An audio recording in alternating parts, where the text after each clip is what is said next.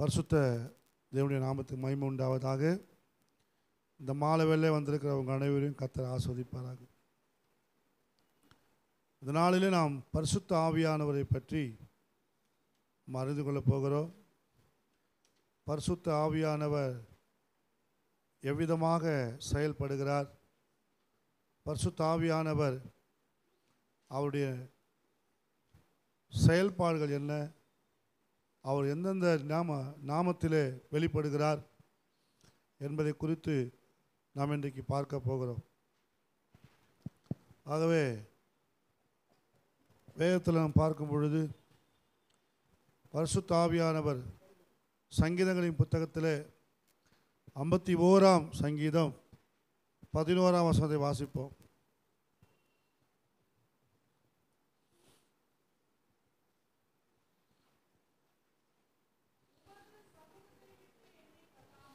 உமது சமூகத்தை விட்டு என்னை தள்ளாமலும் உம்முடைய பரிசுத்த ஆவியை என்னிடத்திலிருந்து எடுத்து கொள்ளாதிரும். ஆமென். பரிசுத்த ஆவியானவர் எவ்வளவு முக்கியம் என்பதை தாவீது அறிந்திருக்கிறார். பரிசுத்த ஆவியானவர் ரொம்ப முக்கியம்.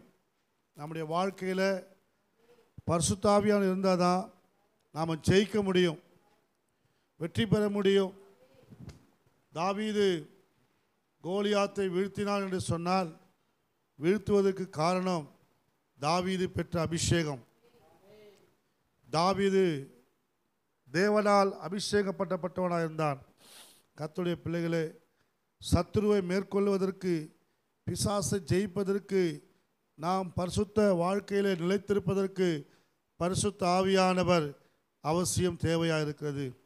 ஆகவே தாவீது சொல்லுகிறார், ஆண்டவரே உமது சமூகத்தை விட்டு என்னை தள்ளாமலும் உம்முடைய பரிசுத்த ஆவியை என்னிடத்திலிருந்து எடுத்து கொள்ளாமலும் இரும்.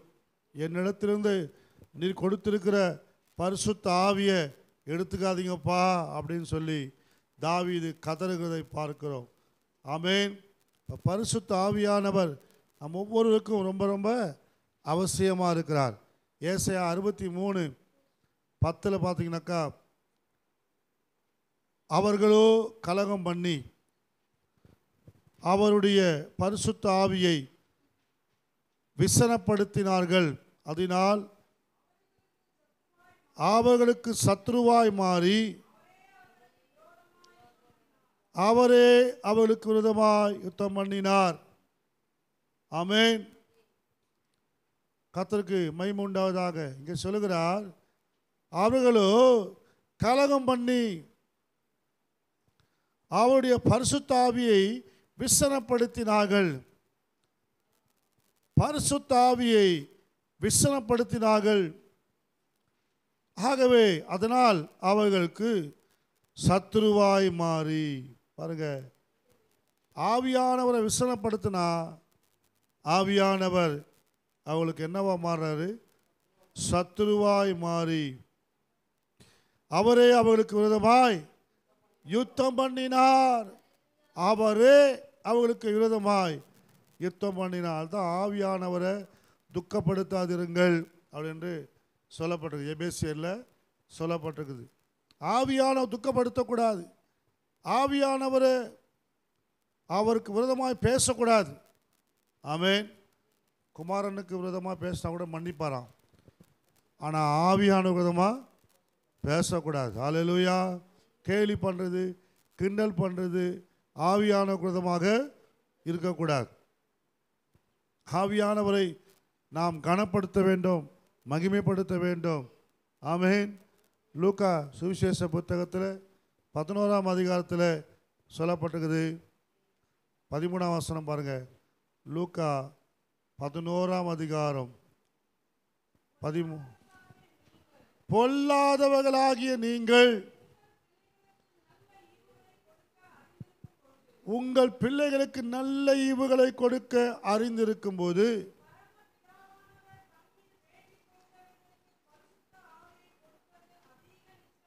அப்போ யார் இந்த பரிசுத்த ஆவியை கொடுக்கிறது? பரமபிதா கொடுக்கிறார். பணத்தினாலேயோ பொருளினாலே வாங்க முடியாது. ஒருத்தன் போய் கேட்குறான், சிமியோன் என்ற ஒரு மந்திரவாதி போய் கேட்குறான், எனக்கு பரிசுத்தாவியை கொடுங்க, எவ்வளோ பணம் வேணா தரேன் அப்படின்றான். பணத்தினால பரிசுத்தாவியை பெற முடியாது. அல்லேலூயா. பரிசுத்தாவியானவர் பிதாவினால் அருளப்படுகிறார். அல்லேலூயா. ஆகவே வேதம் சொல்லுது, முட்டையை கேட்டால் அவனுக்கு தேலை கொடுப்பானோ, மீனுக்கு பதிலாக பாம்பை கொடுப்பானோ, அப்பத்துக்கு பதிலாக கல்லை கொடுப்பானோ, பொல்லாதவர்களாகி நீங்களே உங்கள் பிள்ளைகளுக்கு நல்ல ஈவுகளை கொடுக்க அறிந்திருக்கும் பொழுது பரமபிதாவானவர் தம்மிடத்தில் வேண்டிக் கொள்ளுவர்களுக்கு என்ன கொடுப்பாராம்? பரிசுத்த ஆவியை கொடுப்பது அதிக நிச்சயம். அப்போ பரிசுத்த ஆவியை கொடுப்பது யாரு? பிதாவாகிய தேவன். இந்த பிதாவாகிய தேவன் கொடுத்த பரிசுத்த ஆவியை நாம் என்ன செய்யக்கூடாது? துக்கப்படுத்தக்கூடாது, வேதனைப்படுத்தக்கூடாது. எதனால் துக்கப்படுத்துகிறோம்? ஆவியானவர் பெற்ற பிறகு நாம் செய்கிற பாவத்தின் நிமித்தமாய், நாம் பேசுகிற பேச்சு நிமித்தமாய், நாம் செய்கிற செயல்பாடு, பகைகள், விரோதங்கள், கோபங்கள், கலகங்கள், இப்படி பலவிதமான காரியங்களை செய்கிறபடினால ஆவியானவர் நமக்குள்ளே துக்கப்படுகிறார். அதனால தான் சவுலுக்குள்ளே இருக்கிறதுக்கு ஆவியானவர் துக்கப்பட்டார், வேதனைப்பட்டார். சவுலை விட்டு பரிசுத்த ஆவியானவர் விலகினார். அல்லேலூயா. சவுலை விட்டு விலகினார். அப்போ தேவனால் விடப்பட்ட பொல்லாத ஆவி சவுலுக்குள்ளே இறங்கியது. பார்த்தீங்களா? ஆவியான போயிட்டாக்கா அசுத்த ஆவி வந்துடும். அது என்ன பண்ணும்? கலங்க பண்ணும், வேதனைப்படுத்தும், துக்கப்பட வைக்கும், சஞ்சலப்பட வைக்கும், தவிக்க வைக்கும், தூக்கம் வராது, வேதனையாக இருக்கும், போராட்டமாக இருக்கும், தவிப்பாக இருக்கும், சஞ்சலமாக இருக்கும். ஆமென். இதெல்லாம் கொடுக்குறது யாருன்னா அசுத்தாவி. பரிசுத்தாவியாக இருந்தால் உங்களுக்குள்ள சமாதானம் இருக்கும், சந்தோஷம் இருக்கும். ஆமென். வழி நடத்துவார். நீங்கள் கலங்க தேவையில்லை, தனிமையாக இருக்க தேவையில்லை. அவர் உங்களை தேற்றுவார், அவர் ஆற்றுவார். ஏன்னா அவர் பேர் தேற்றலவாளன். அல்லேலூயா. அப்போ இந்த ஆவியானவர் உங்களுக்குள்ளே இருக்கும் பொழுது அவர் ஒவ்வொரு நாளும் உங்களை பலப்படுத்தி கொண்டு இருப்பார். பாருங்கள், 1 தெசலோனிக்கேயர் 4:8 பாருங்கள். 4:8.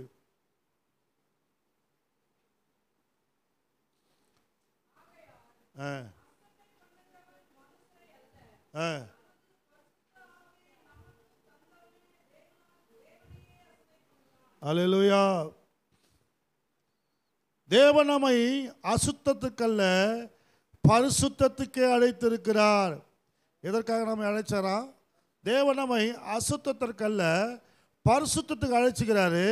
ஆகையால் அசட்டை பண்ணினாக்க, நீ ஆவியானவங்க கூட இருக்கிறாரு, நீ அசட்டை பண்ணக்கூடாது, அசுத்த சிந்தனை வரக்கூடாது, அசுத்த எண்ணத்துக்கு இடம் கொடுக்கக்கூடாது. அதெல்லாம் என்ன ஆகும்? ஆகையால் அசட்டை பண்ணுகிற மனுஷரை அல்ல, தமது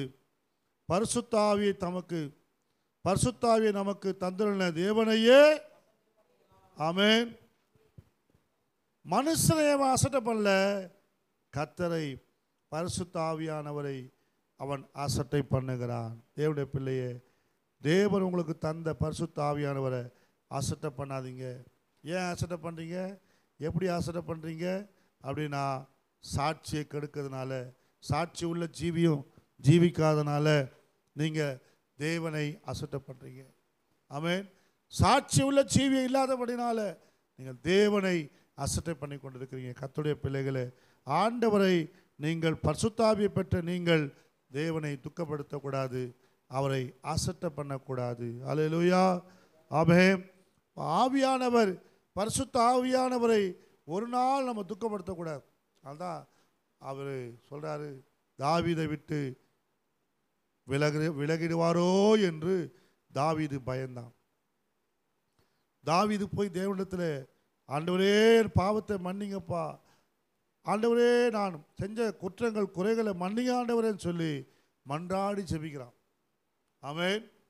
ஏன்னா ஆண்டவர் 6ஆம் வசனம் பாருங்கள், 51:6 51. இதோ என் உள்ளத்தில் இதோ என் உள்ளத்தில் உண்மை இருக்க விரும்புகிறேன். உண்மை இருக்க விரும்புகிறேன். அந்த கரணத்தில் ஞானத்தை எனக்கு தெரியப்படுத்துவே. ஞானத்தை எனக்கு தெரியப்படுத்துவே. அல்லேலூயா. இருதயத்தில் என்ன இருக்க விரும்புறாரு? இருதயத்தில் என்ன இருக்க விரும்புறாரு? உண்மை இருக்க விரும்புகிறேன். ஆமென். ஆண்டவர் இருதயத்தில் உண்மை இருக்கணும். என் தாசனாகிய மோசே என் வீட்டில் எங்கும் உண்மை உள்ளவன். ஆபிரகாமை பார்த்து கர்த்தர் சொன்னார், ஆபிரகாம் உண்மை உள்ளவன். அல்லேலூயா. நெகேமியாவில் சொல்லப்பட்டிருக்குது, உண்மை உள்ளவன். உண்மை உள்ளவனை கர்த்தர் ஆசீர்வதித்து ஜாதிகளுக்கு தகப்பனாய் மாற்றுகிறார். ஆமென். உண்மை உள்ளவனை கர்த்தர் ஆசீர்வதித்து 6 லட்சம் புருஷர்களை அவன் பின்னே அனுப்புகிறார். அல்லேலூயா. உண்மை உண்மை இருக்கணும். உண்மை இல்லைன்னா பரிசுத்த ஆவியானவர் உன்னை வழி நடத்த முடியாது. உண்மை இல்லைன்னா கர்த்தர் உங்க கூட இருக்க மாட்டார். தானியேலோடு கூட கர்த்தருடைய ஆவியானவன் தான். அவன் வேறே ஆவியை உடைய மனுஷனாக இருந்தான் தானியேல். அப்போ தானியேல் பார்த்தீங்கன்னாக்கா உண்மை உள்ளவனாக இருந்தான். ஆமென். அவனிடத்தில் ஒரு குற்றமும் கண்டுபிடிக்க முடியல. அதிகாரிகள், அரசாங்கத்தில் இருக்கிற அதிகாரிகள் தானியேலை குற்றப்படுத்த வேண்டும் என்று நினைத்தார்கள். நடந்ததா? நடக்கல. ஒரு குற்றமும் இல்லை. என்ன குற்றம் கண்டுபிடிச்சாங்க? எப்போ பார்த்தாலும் ஜெபம் பண்ணுறாயா, 3 வேளையும் சாப்பிட்றானா இல்லையோ தெரியல, ஆனால் ஜெபம் ஜெபம் ஜெபம் ஜெபம் ஜெபம். அல்லேலூயா. ஜெபம் பண்ணுற ஒரு அனுபவம் உள்ளவனாக இருந்தான். அவனிடத்தில் குற்றம் கண்டுபிடிக்க முடியல. அதனால தான் பாருங்க, தானியேல் செய்த காரியம் எல்லாம் வாய்த்தது. அல்லேலூயா. ஜெயமாய் முடிந்தது. தானியேலின் காரியம் ஜெயமாய் முடிந்தது. தானியேலுக்குள்ளே இருந்த ஆவியானவர், கர்த்தருடைய பிள்ளைகளே, நீங்கள் உண்மை உள்ளவர்களாக இருப்பீர்கள் என்று சொன்னால் கர்த்தர் உங்களை ஆசீர்வதிக்கும் போது உங்கள் காரியமெல்லாம் ஜெயமாய் முடியும். ஆமென். ஆவியானவர், ஆவியானுடைய செய்கை உணர முடியும். அப்போ ஆவியானுடைய தன்மைகள் நிறைய இருக்குது. நான் நேரம் இல்லாதனால சுருக்கமாக சொல்கிறேன். அவர் தேவ ஆவியானவர், அவருடைய குமாரனுடைய ஆவியானவர், இயேசு கிறிஸ்துடைய ஆவி, கிறிஸ்துவினுடைய ஆவி, இப்படி கர்த்தருடைய ஆவி, கிருபையின் ஆவி, சத்திய ஆவியானவர், ஜீவனுடைய ஆவியானவர், மகிமை உள்ள ஆவி, புத்திர சுவிகாரத்தின் ஆவி, ஞானத்தின் ஆவி. ஆமென். வெறும் ஆவி, தேற்றலவாளன். ஆமென். இப்படி பல பெயர்கள் ஆவியானவருக்கு உண்டு. நேரம் இல்லாதனால வசனத்தெல்லாம் சொல்ல முடியல. இன்னொரு நாள் உங்களுக்கு இந்த வசனத்தெல்லாம் சொல்கிறேன். அப்போது இப்படி பெயர்களை உடைய இந்த ஆவியானவர் ஒவ்வொரு செயலையும் வித்தியாசம் உண்டு. ஆமென். புத்திர சுவிகாரத்தின் ஆவினா அவர் உங்களுக்கு பிதாவிடத்தில் புத்திர சுவிகாரத்தை வாங்கி கொடுக்குறார். இந்த ஆவியானவர் என்னன்னு, அவர் தகப்ப, நீங்கள் பிள்ளை. எவ்வளோ மேன்மை பார்த்தீங்களா? அவர் தகப்ப, நீங்கள் மக. அந்த ஆவியை கொடுக்குறார். உரிமை, அதிகாரம், உரிமை தரார். அப்பா பிதாவே என்று அழைக்கிற உரிமை. ஆமென். அப்பா பிதாவே என்றழைக்கும் உரிமையை எனக்கு தந்தா. ஆமென். அப்பா பிதா என்று அழைக்கிற உரிமை. அப்போ அந்த உரிமை புத்திர சுவிகாரத்தின் ஆவி மூலமாக எங்கே சொல்லப்பட்டிருக்குது? ரோமர் 8:15 சொல்லப்பட்டிருக்குது. ஆமென். புத்திர சுவிகாரத்தின் ஆவி. அல்லேலூயா. ஞானத்தின் ஆவி. நம்மக்கிட்ட ஞானம் இல்லையா? ஆண்டவரே, உங்கள் ஞானத்தின் ஆவி என்னை நிறைவுபடுத்தட்டும் அப்பா. பாருங்க, தானியேல் 10 மடங்கு ஞானியாக இருந்தானா?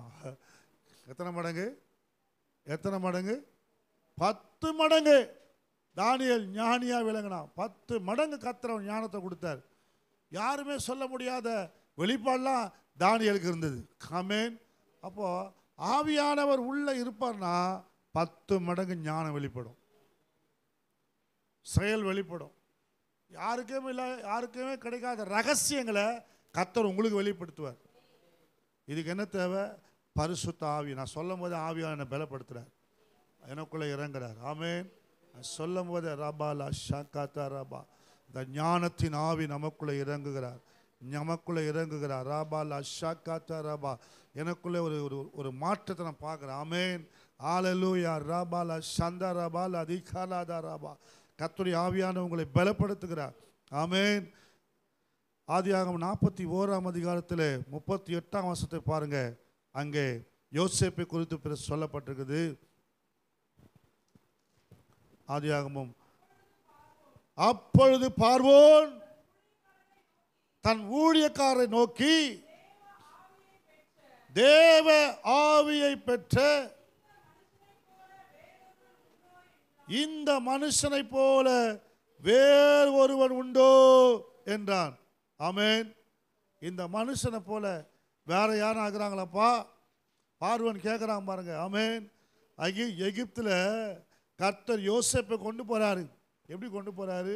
அடிமையாக கொண்டு போறாரு, வேலைக்காரனாக கொண்டு போறாரு, கைதியாக கொண்டு போறாரு, சிறைச்சாலையில் அடைக்கப்படுகிறான், சகோதரரால் பகைக்கப்படுகிறான், விலைக்கு விற்கப்படுகிறான். ஆமேன். இப்படியெல்லாம் வஸ்திரம் இல்லாமல் வஸ்திரத்தை கிழித்து அவனை மரித்து போய்விட்டான் என்று தகப்பனுக்கு சொல்றாங்க. அப்படி வேதனைப்படுத்தப்பட்ட அந்த யோசேப்பை தான் ஆண்டவர் அபிஷேகம் பண்றார். ஆமேன். அந்த மனுஷனுக்குள்ள தான் தேவ ஆவியானவர் அந்த மனுஷனுக்குள்ள இறங்கினார். என்ன ஆவி? தேவ ஆவி. தேவ ஆவின்னு என்ன அர்த்தம்? தேவனுடைய ஆவி அவனுக்குள்ள இருந்தது. பாருங்க, இந்த தேவனுடைய ஆவி இந்த யோசேப்புக்குள்ள இருந்தபடினாலே பின்பு பார்வோன் யோசேப்பை நோக்கி, தேவன் இவைகள் எல்லாவற்றையும் உனக்கு வெளிப்படுத்தி இருக்கிறபடியா. என்ன படிக்கிறாரு? இதை யார் வெளிப்படுத்த? உனக்கு தேவன் வெளிப்படுத்தி இருக்கிறார். உனக்கு பாருங்க, ஒரு அந்நிய மனுஷன், ஒரு ராஜா, எகிப்தின் ராஜாவுக்கு தெரியுது தேவன் இவை எல்லாவற்றையும் உனக்கு வெளிப்படுத்தியிருக்கிறபடியால் உன்னை போல விவேகமும் ஞானமும் உள்ளவன் வேறு ஒருவனும் இல்லை. பார்த்தீங்களா? எப்பா, நீ பெற்றிருக்கிற ஆவி தேவனுடைய ஆவி. தேவனே இதை உனக்கு என்ன பண்ணிருக்காரு? வெளிப்படுத்திருக்கிற. அந்நிய மனுஷன் சொல்லுகிற அளவுக்கு கர்த்தர் இந்த யோசேப்பை கர்த்தர் ஆஸ்வதிக்கிறார். 40ஆம் வசனம் பாருங்க. நீ என் அரண்மனைக்கு அதிகாரியாக இருப்பாய், வாக்கின்படியே உன் வாக்கின்படியே என் ஜனங்கள் எல்லோரும் அடங்கி நடக்க கடவர்கள். எல்லாரும் அடங்கி நடக்க கடவர்கள். சிங்காசனத்தில் மாத்திரம் உன்னிலும் நான் பெரியவனாய் இருப்பேன். நான் உன்னை விட சிங்காசனத்தில் மட்டும்தான். ஆனா கண்ட்ரோல் ஃபுல்லா யாரு? நீதான். ஆமென். ஹல்லேலூயா. கண்ட்ரோல் மட்டும் யாரு? யோசேப்பு தான். போனா போகணும், வானா வரணும், செய்யணும், நடக்கணும். இதுதான் சட்டம். இதுதான் சட்டம்னா அதான் சட்டம். ஆமென். யோசேப்புக்கு கர்த்தர் அப்படிப்பட்ட ஆளுமையை, அதிகாரத்தை, வல்லமை, இதை தாங்க ஆண்டவர் ஆதியாகமத்திலே சொன்னார். நீ ஆண்டு கொள்வாய். ஆமென்.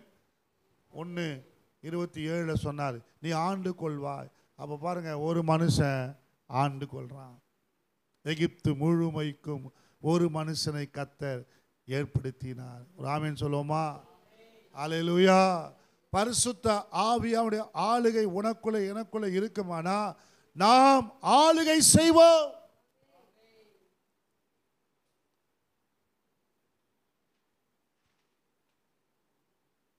யோவானும் பேதுரும் தேவாலயத்துக்கு போறாங்க.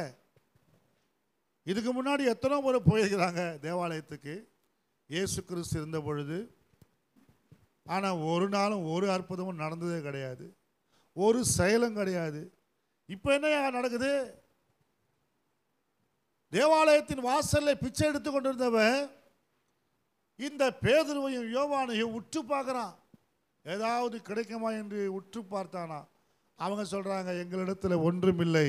ஆமென், ஆமென், அல்லேலூயா. பொண்ணு வெள்ளி எங்களிடத்தில் இயேசுவின் நாமத்தில் எழுந்து நட என்று சொன்ன உடனே எழுந்து நடக்கிறாங்க. எப்படி நடந்தது? இயேசு நாமத்தை சொன்ன உடனே எழுந்து நடந்துட்டாங்களா? மேல் மாடியிலே பரிசுத்த ஆவியானவர் பெற்றபடினாலே ஆமே 120 பேர் மத்தியில் அவர்கள் எல்லாம் ஒருமனப்பட்டு 10 நாட்கள் அபிஷேகத்தில் நிரம்பி ஆவியில் நிறைஞ்சி நிறைஞ்சி நிறைஞ்சி நிறைஞ்சி ஜெபிக்கும் பொழுது, பரிசுத்த ஆவியில் நிரம்பி ஜெபிக்கும் பொழுது பரிசுத்த ஆவியானவர் ஊற்றப்பட்டார்.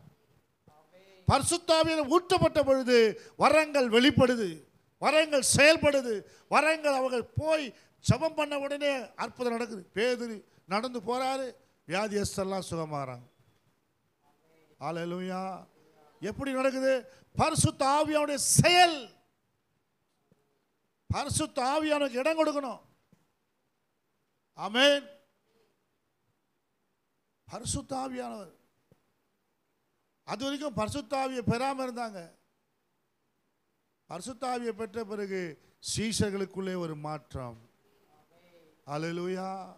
அவருடைய சீஷர்களுக்குள்ளே ஒரு மாற்றம். ஒரு ஆத்துமாதாயம் பண்ண தெரியாது, செபிக்க தெரியாது, தூங்கு மூஞ்சிங்க எல்லாம். யாரு? இயேசுவின் சீஷர்லாம் தூங்கு மூஞ்சிக்கலாம் இருந்தது. ஆமென். என்னப்பா, நம்ம சர்ச்சில் இருக்கிற விசுவாசியெல்லாம் கூட தூங்கு மூஞ்சிங்க நிறைய இருக்குது. ஜபமே பண்ண தெரியாது, சர்ச்சில் வந்து தூங்கும். ஆமென். ஜபம் பண்ணுற அனுபவமே சிலருக்கு கிடையாது. சர்ச்சுக்கே வந்து ஜபம் பண்ணுறது அது கிடையாது. இந்த பிள்ளைகளுக்கு என்னென்ன தெரியாது. சபையில் வந்து ஜெபிக்கணும். ஆமென். அவங்க நல்லா ஜெபித்தாங்க பாருங்க. ஜப ஆவி இறங்குச்சு. ஆமென். என்ன ஆவி? ஜப ஆவி ஊற்றுமையா, ஜெபிக்கணும் ஜெபிக்கணுமே, தானியேல் போல 3 வேளையும், தானியேல் போல 3 வேளையும் தவறாமல் நான் ஜெபிக்கணுமே, தவறாமல் நான் ஜெபிக்கணுமே, ஜபாவி ஊற்றுமையா, ஜெபிக்கணும் ஜெபிக்கணும் ஜெபிக்கணுமே. அல்லேலூயா. ஜபாவி அவங்களுக்குள்ள இறங்குது பாருங்க. ஆமென். இன்னைக்கு சபையில் இருக்கிறவங்க ஒரு நியூஸ் கேட்டால், சர்ச்சில் டிவியில் பார்க்குறோம் நியூஸு, எத்தனை பேர் சாகுறாங்க இல்லை? சுனாமியில் சாகுறாங்க, யுத்தத்தில் சாகுறாங்க. ஆமென். உக்ரைன் போர், இஸ்ரேல் போர், காசால எத்தனை பேர் செத்துருக்குறாங்க இன்னைக்கு? 90 பேர் நினைக்கிறேன் இன்னைக்கு. ஆமென். டெய்லி ஒரு மரணம் மரணம் மரணம் மரணம் உண்டாகி கொண்டிருக்கு. இந்தியாவில் எத்தனை பேர் மரித்து கொண்டிருக்கிறாங்க? ஒரு நாளாவது ஐயோ ஆண்டவரே இத்தனை பேர் மரித்து கொண்டிருக்கிறார்களே, நான் செபிக்காமே இருந்துட்டேன்ப்பா, என்னை மன்னிங்க ஆண்டவரே, இவ்வளோ பேரும் இயேசுவை ஏற்றுக்கொள்ளாமல் மரிக்கிறாங்களே, இவங்கெல்லாம் எங்கே போவாங்க? நரகத்துக்கு போவாங்களே. நான் அதற்கு ஆண்டவரே பங்காளியாக இருக்கக்கூடாது. கர்த்தாவே என்னை மன்னிங்கப்பா, இன்று முதல் நான் செபிக்கிறேன்ப்பா. ஆண்டவரே எங்கள் கோடம்பாக்கம் பகுதிக்காக, இந்த காமராஜ காலனி பகுதிக்காக, இந்த காமராஜ காலனி இருக்கிற 9 தெரு மக்களுக்காக இயேசுவின் நாமத்தில் நான் கைகளை உயர்த்தி செபிக்கிறேன். இந்த ஜனங்களை மீட்டடும் ஆண்டவரே. பாவத்தில் இருந்து, சாபத்தில் இருந்து, பிசாசின் பிடியிலிருந்து, ஆண்டவரே மந்திரக்கட்டு, செய்வினக்கட்டு, பில்லி சூனிய கட்டிலிருந்து ஆண்டவரே விடுவியும். கர்த்தாவே குடி பழக்கத்திலிருந்து, வறுமையிலிருந்து, வேதனையிலிருந்து, கடன் பிரச்சனையிலிருந்து இவர்களை விடுதலை செய்யுங்கப்பா. இந்த காமராஜ காலனி கோடம்பாக்க மக்களை சொல்லி ஜெபிக்கிற பார்த்தீங்களா, அவன் தான் பரிசுத்த ஆவியை பெற்றவன். ஏன்னா ஆவியானவர் எப்படி இருக்கிறாரா? பெருமூச்சுகளோடு ஜெபிக்கிறாராம். எப்படி ஜெபிக்கிறாரா? ஆவியானவர் எப்படி ஜெபிக்கிறாரா? பெருமூச்சோடு ஜெபிக்கிற ஆவியானவர். அல்லேலூயா. நீங்கள் எப்படி ஜெபிக்கிறீங்களா முதல்ல? ஆமென். நம்முடைய மக்களுக்காக ஜெபிக்கிறீங்களா? இயேசு டெய்லி ஜெபம் பண்ணுறாராம், பரிந்து பேசிக்கொண்டே இருக்கிறார். ஆமென். அதனால் இந்த யோசேப்பெல்லாம் பழைய ஏற்பாடு விசுவாசிங்க. பழைய ஏற்பாடு விசுவாசிக்குள்ளேயே இவ்வளோ அற்புதம் பாருங்கள். ஒரு மனுஷனாக நின்று ஒரு பெரிய அதிகாரியாக உட்கார்றான். அதே போல் நம்ம அமெரிக்க தேசத்தில் ஒருத்தர் ஜனாதிபதியாக உட்கார்ந்தார். ஆமென். அது கர்த்தருடைய பிள்ளைகளை, அதுபோல் ஊழியக்காரர்களை கர்த்தர் மேன்மைப்படுத்துகிறார். ஒருத்தர் சொன்னார், இந்த ஜனாதிபதி போஸ்ட்டை விட கர்த்தருடைய ஊழியக்காரனுக்கு தான் எனக்கு மேன்மைன்னு சொன்னார். அல்லேலூயா, ஆமென், அல்லேலூயா. கர்த்தருடைய பிள்ளைகளே, ஆகவே ஆண்டவர் மேன்மைப்படுத்துகிறவர். இந்த மேன்மையை எப்போ கொடுக்குறாரு? பரிசுத்த ஆவியானவரை சந்தோஷப்படுத்தும் பொழுது, பரிசுத்த ஆவியானவருக்குள்ளே இருக்கும் பொழுது, பரிசுத்த ஆவியிலே நிறைந்து செபிக்கும் பொழுது கர்த்தர் தராரு. ஆமென். பரிசுத்த ஆவியான உங்களுக்குள்ளே இருந்தால் என்ன நடக்கும்னா, விசுவாசம் உங்களுக்குள்ளே செயல்பட ஆரம்பிக்கும். ஆமென். பரிசுத்த ஆவியான என்ன நடக்கும்? விசுவாசம் செயல்படும். என்னாகமம் 14:24 பாருங்க. வேறு ஆவியை பெற்ற மனுஷன் காலேப். இந்த காலேப்பை குறித்து இங்கே சொல்லப்பட்டிருக்குது. இந்த காலேப்பை வாசிங்க, அந்த வசனத்தை. என்னுடைய தாசனாகிய காலேப் வேற ஆவி உடையவனாய் இருந்தபடினாலும் உத்தமமாக என்னை பின்பற்றி வந்தபடியாலும், அவன் போய் வந்த தேசத்தை அவனை சேர பண்ணுவேன். ஒரு ஆமேன் சொல்லுவோமா? ஏமா, விசுவாசிக்காதவெல்லாம் சேர முடியாது. எங்க? ஆமேன், அல்லேலூயா. என் சொந்த தேசம் பரலோகமே, எப்போது நான் காண்பே. விசுவாசமா பாடினா தான் போக முடியும். ஆமென். என் சொந்த தேசம் பரலோகமே, எப்போது நான் காண்பே.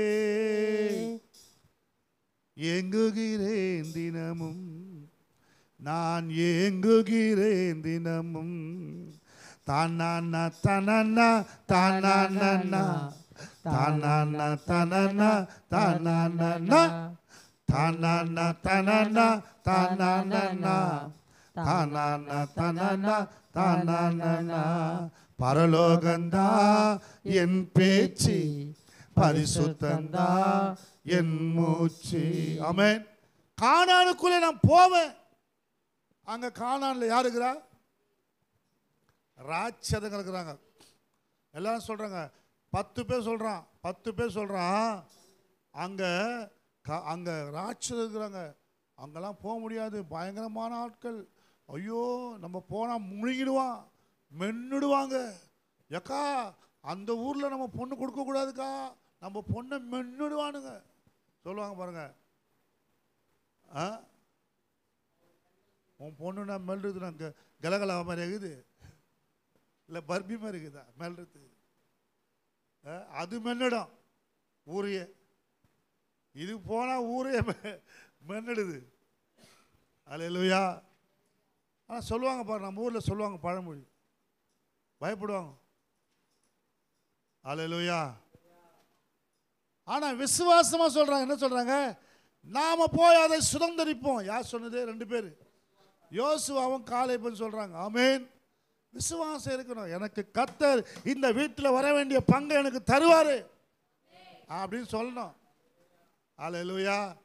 இப்போவே தருவார். அப்படி விசுவாசம், அந்த விசுவாசம் தான் கொடுப்பார் ஆண்டவர் கையில். ஆமென். எப்போ தருவாரோ தெரியலையே. எப்போ வருவீரோ இயேசுவே, எப்போ வருவீரோ அப்படின்னு கேட்டு தானே வருது. அல்லேலூயா. அது மாதிரி நிறைய எப்போ கொடுப்பாரோ தெரியலையே அப்படி கேட்கக்கூடாது. இன்றைக்கே தருவார். வேதம் சொல்லுது, இன்றைய ரட்சணிய நாள். அல்லேலூயா. காலை அப்படியே நம்ம போய் உடனே சுதந்திரிப்போம். எப்போ எப்போ சுதந்திரிப்போம்? உடனே. உடனே. இயேசு உடனே குஷ்டரோகியை சுஸ்தமாக்கினார். அல்லேலூயா. எப்பா நான் போய் நாளைக்கு வரேன்பா, நீ இதே எங்கே இரு அப்படியே சொன்னார் இயேசு. பத்திமை கூட போய் கேட்குறான், தாவீதின் குமாரனே எனக்கு இறங்கும்.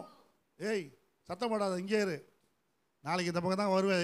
எரிகோ தானே இருக்கிற, இங்கே தானே பிச்சை எடுத்துனுப்ப, இங்கே இரு, நாளைக்கு வரேன் உனக்கு குணமாக்குற சொன்னாரா? நம்ம தான் நேரம், நமக்குலாம் நேரம், நம்ம சிஸ்டர் நாளைக்கு வந்து ஜெபம் பண்ணுறேன் சிஸ்டர், நேரம் இல்லை அப்படி நம்ம தான் சொல்லிட்டு போயிடுறோம். ஏசு அப்படி கிடையாது, போகிற வழியிலே சுகமாக்கிட்டார். ஆமென். எனக்கு சித்தம் உண்டு, சுத்தமாகு. அல்லேலூயா. இயேசு உடனே சுகம் கொடுக்கிறார், உடனே அற்புதம் செய்கிறார், உடனே நடக்கும். ஆமென். விசுவாசம் இருந்தாங்க உடனே நடக்குங்க, விசுவாசம் செயல்படும். அல்லேலூயா.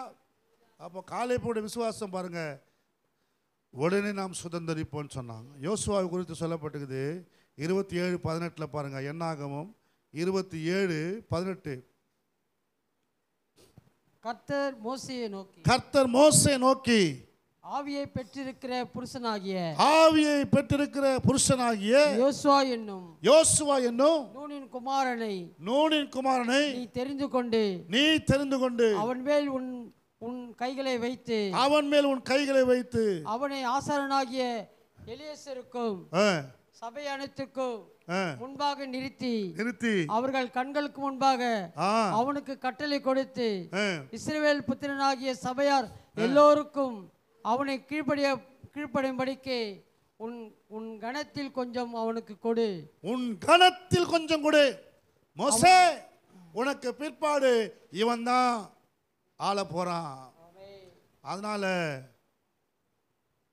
ஆசாரியனாகிய, அவன் பேர் என்னப்பா? ஆசாரியன் எலியாசர். ஆமென். மறுபடியும் வாசிங்க. அவனை ஆசாரியனாகிய எலியாசருக்கும் சபை அனைத்துக்கும் முன்பாக நிறுத்தி, எங்க நிறுத்தணும்? முன்பாக ஆல்டர்ல நிறுத்தி அவர்கள் கண்களுக்கு முன்பாக, எல்லா விசுவாச கண்களுக்கு முன், தேவனுடைய பிள்ளைகளுக்கு முன்பாக அவனுக்கு கட்டளை கொடுத்து இஸ்ரவேல் புத்திரராகிய சபை எல்லாரும் அவனுக்கு கீழ்ப்படியவும். பாத்தீங்களா? போதும். சபை எல்லாரும் இவனுக்கு கீழ்ப்படியணும். யாருக்கு? யோசுவா. மோசேவுடைய கணத்தை கொஞ்சம் கொடு சொல்றார். அல்லேலூயா. இன்னைக்கு நிறைய சபைகளில் மோசேக்கு அடுத்த ஸ்தானத்தில் வர வேண்டிய ஆள் யாருன்னு தெரியாமல் இருக்கிறாங்க. ஆமென். அடுத்தது யாருன்னு. ஆமென். ஆனால் பாருங்க, இங்கே மோசேக்கு அடுத்தது யாரு? யோசுவாவை கொண்டு வந்து நிறுத்துறாரு. ஆமென். இது யாரு? ஆவியை பெற்ற மனுஷன். ஊழியக்காரனா சாதாரணமாக கிடையாது, ஆவியை பெற்றிருக்கணும். சாதாரண ஊழியமாக இருந்தாலும் சரி, பெரிய ஊழியமாக இருந்தாலும் சரி, என்ன பெற்றிருக்கணும்? ஆவி, பரிசுத்தாவி பெற்றிருக்கணும். அப்போஸ்தலர் 6ஆம் அதிகாரத்தில் பாருங்க, அங்கே ஸ்தேவான் பரிசுத்தாவியை பெற்ற மனுஷன் ஸ்தேவானை. ஆமென். கர்த்தர் அபிஷேகம் பண்றார் ஊழியத்துக்காக. ஆவியை பெற்றிருக்கணும், சாட்சியா இருக்கணும். ஆமென். அவனை தான் ஊழியக்காரன் ஆக்கணும். அல்லேலூயா. நற்சாட்சி பெற்றிருக்கணும். அதனால் சகோதரரே பரிசுத்தாவியும் ஞானமும் நிறைந்து நற்சாட்சி பெற்றிருக்கிற 7 பேரை உங்களில் தெரிந்து கொள்ளுங்கள். அவர்களை இந்த வேலைக்காக ஏற்படுத்துவோம். ஆமென். ஆமென். நாங்களோ ஜெபம் பண்ணுவதிலும் தேவ வசனத்தை போதிக்கிற ஊழியத்திலும் இடைவிடாமல் தரித்திருப்போம்.